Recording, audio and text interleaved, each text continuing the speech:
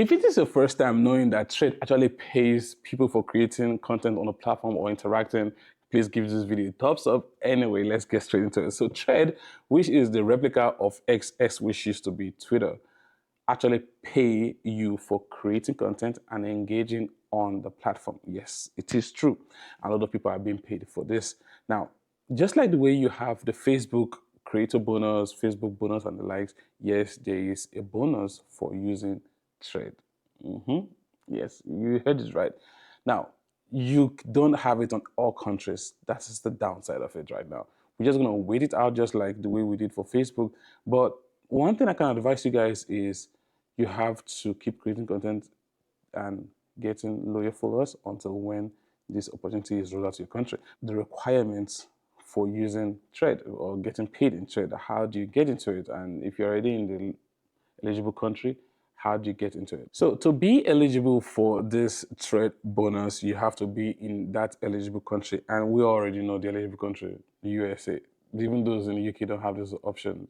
Sorry about that. So the first thing is posting original content that doesn't violate the rights of anyone.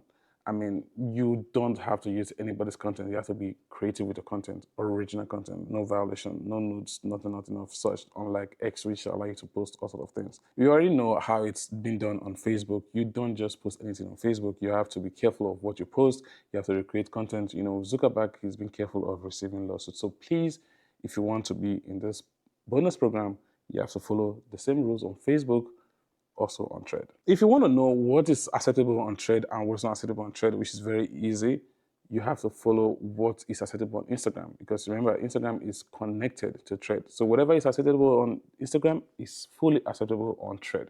That's just basically the simple way to do it. In this old bonus program and all that, the option for branded content is not available, unlike Instagram.